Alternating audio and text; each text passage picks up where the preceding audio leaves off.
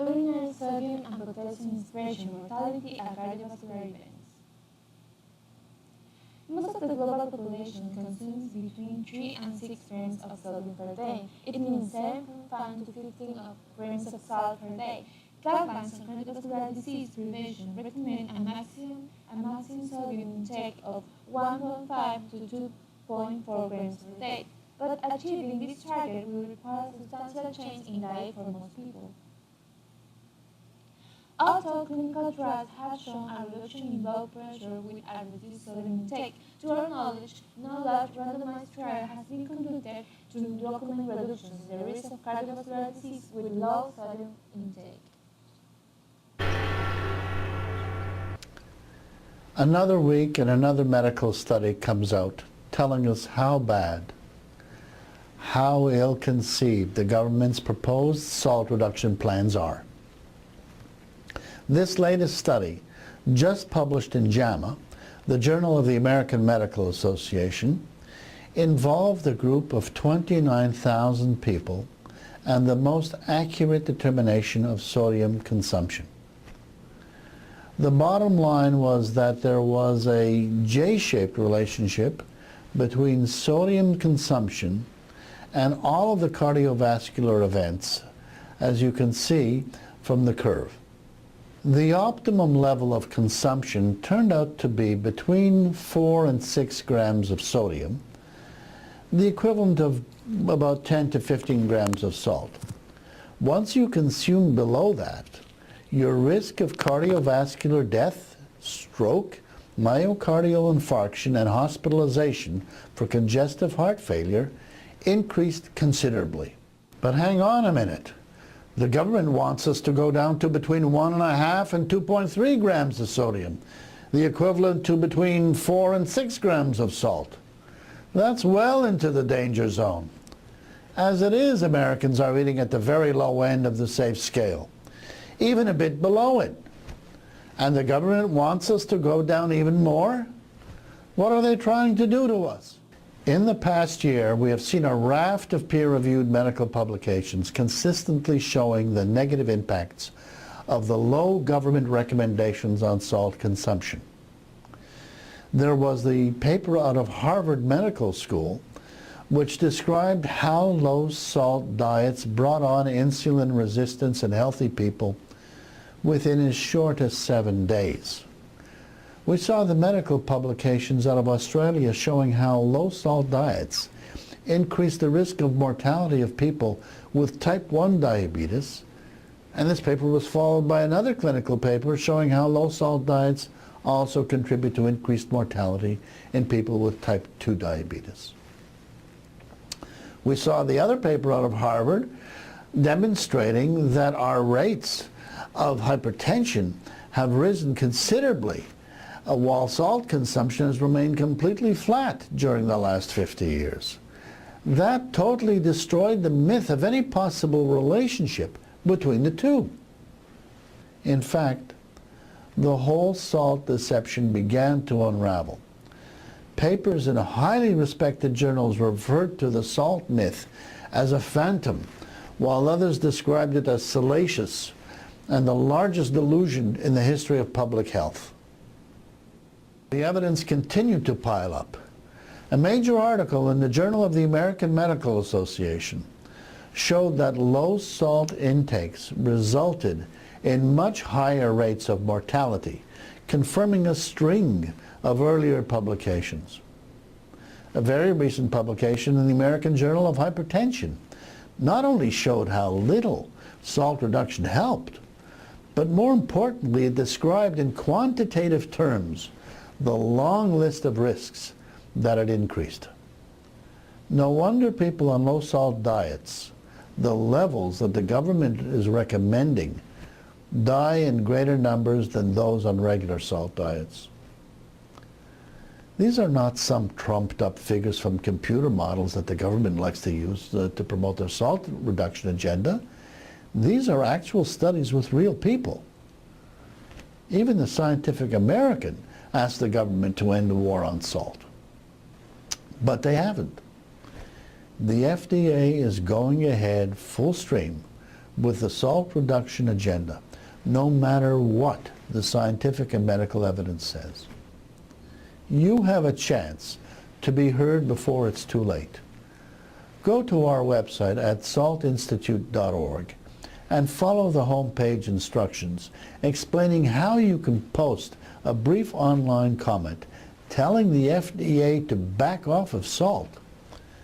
This will take you less than 5 minutes, but it absolutely has to be done before November 29th, which is the deadline.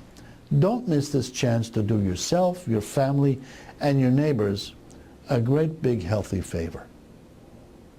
Salt! The association between sodium intake and cardiovascular disease is complex and may be modified by other dietary factors, such as potassium intake, which has also been associated with cardiovascular risk.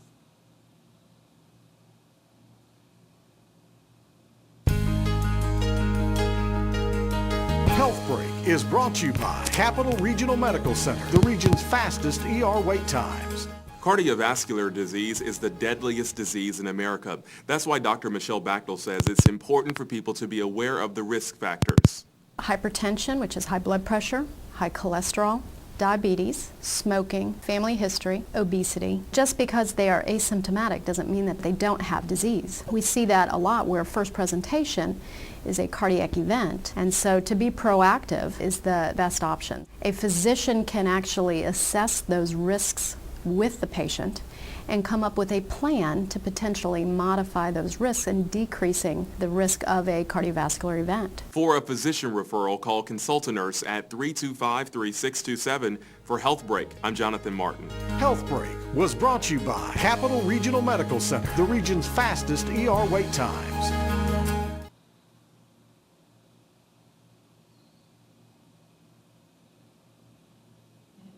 Yesterday morning testing urine samples from 101,945 persons in 17 countries and stimulated 24-hour sodium and potassium excretion used as a surrogate for intake. We examined the association between estimated urinary sodium and potassium excretion and the composite outcome of death and major cardiovascular events. In the results, a higher estimated sodium excretion more than 7 grams per day was associated with increased risk for the composite outcome, as well as increased risk of death and major cardiovascular events considered separately. As compared with an estimated potassium excretion that was less than 1.15 grams per day, higher potassium excretion was associated with a reduced risk of the composite outcome.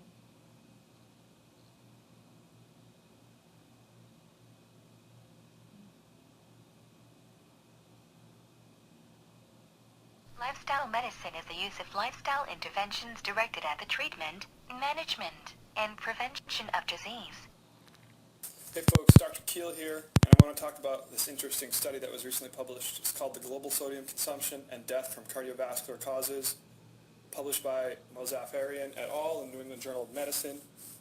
And the objective was to estimate the effect of high sodium intake on global cardiovascular mortality. Previously, I've reported on the effects of too much sodium on your body, how salt or sodium raises your blood pressure, and 13 ways that you can reduce your salt intake. I would strongly encourage you to check out those videos if you're interested or you want to learn more. They'll certainly advance your understanding of the relationship between salt and your health. In this study, the authors acknowledge what we already know, that high salt intake is associated with high blood pressure, and this is a known risk factor for cardiovascular disease, including heart attacks. However, the impact of salt intake on death around the globe among various geographic regions and countries has not been well established in the literature, and the authors of this study sought to answer that question. So they used survey data from 66 countries, which accounted for almost 3/4 of adults in the world. This allowed them to quantify the global consumption of sodium according to age, sex, and country. They also used a meta-analysis of 107 randomized interventions to calculate the effects of sodium on blood pressure and cardiovascular mortality. They then used that information to estimate the cardiovascular effects of current sodium intake using 2 grams of sodium per day as a reference, according to age, sex, and country. They then used that information to estimate the cardiovascular effects of current sodium intake using 2 grams of sodium per day as a reference, according to age, sex, and country. And so the average level of sodium consumption across the planet was almost 4 grams per day. Globally, you could say 1.65 million deaths annually from cardiovascular disease could be attributed to sodium intake above the reference level. And that was about 60% in men and 40% in women. These deaths accounted for nearly 10% of all deaths from cardiovascular causes. 80% of these deaths occurred in low and middle income countries, and 40% occurred before the age of 70, which the authors considered premature. And then the rate of death from cardiovascular causes associated with sodium intake was highest in the country of Georgia and lowest in the country of Kenya. And so in conclusion, this study identifies a global trend to increase sodium intake with increased risk of high blood pressure and death from cardiovascular disease. No regions and very few countries were spared from this global trend. And the information can be used by both physicians and epidemiologists across the world to increase awareness and policy changes aimed at reducing salt consumption.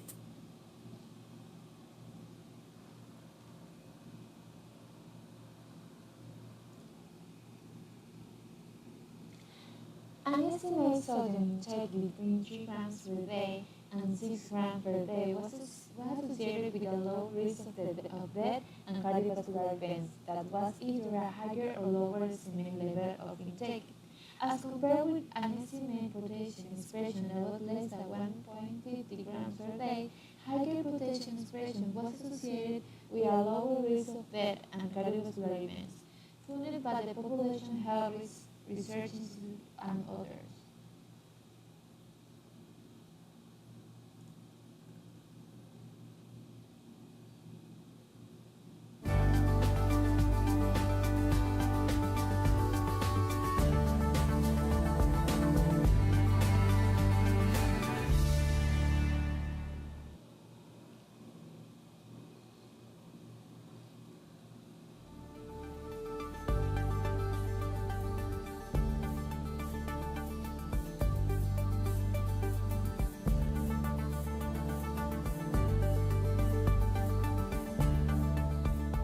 Well, I think applying this study to our general U.S. patient population is very problematic, and I think there are several reasons for why that is. One is this was a generally young, healthy, white population. So the average age was 41 years old. The average age I see in my practice of patients who actually have cardiovascular disease is easily at least 65.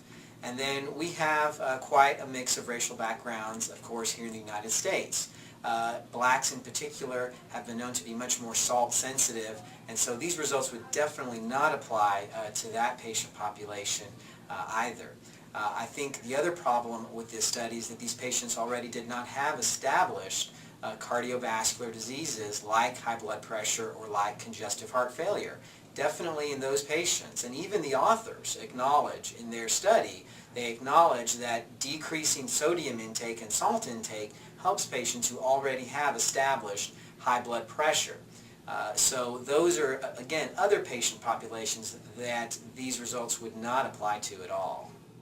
So increasing your salt intake has been known to have a direct correlation to increasing your blood pressure. And even in this study, the authors found that the blood pressure did increase slightly over the course of follow-up, which was several years, by taking in excess salt. So that in turn, having high blood pressure over many, many years ends up causing problems with cardiovascular disease, like heart attacks, like strokes, like congestive heart failure. And again, that's another problem with this study, is that they probably have not followed these patients long enough. It was a conclusion in the study that blood pressure did go up in patients who had more salt in their diet. Well, it doesn't take just maybe 5, 6, 7 years to see the events or results of having high blood pressure. It takes 10, 15, 20 years. So if you're 41 years old, they followed these patients until they were less than 50. Well, we don't know what's going to happen to these patients when they're 60 and 70 years old. That's when I see them. And they end up having cardiovascular events like stroke, heart attacks, and congestive heart failure. I think it's great that we have such a vast array of knowledge at our fingertips now with the internet and TV and media outlets. The problem is that it can become confusing to see conflicting stories and results from different studies, in particular when those are in contrast to what your own doctor has told you. What I tell my patients is, please call me when you see these things and they come out in the news, to give your doctor a call and talk to your doctor about it, especially, again, I cannot stress, especially if you already have established cardiovascular disease, or if you have risk factors like high blood pressure or diabetes or high cholesterol. I would go over with your doctor, your personal doctor, who's prescribing you the medications that you take for those problems and treating you for these problems. Go over with your doctor the results and see if they apply to you or not. I think definitely it is clear that less salt is better. It leads to less chance of developing high blood pressure, which in turn decreases your risk of developing the cardiovascular complications of high blood pressure, which again would include stroke, heart failure, or heart attack. So less salt is better would be my bottom line to patients.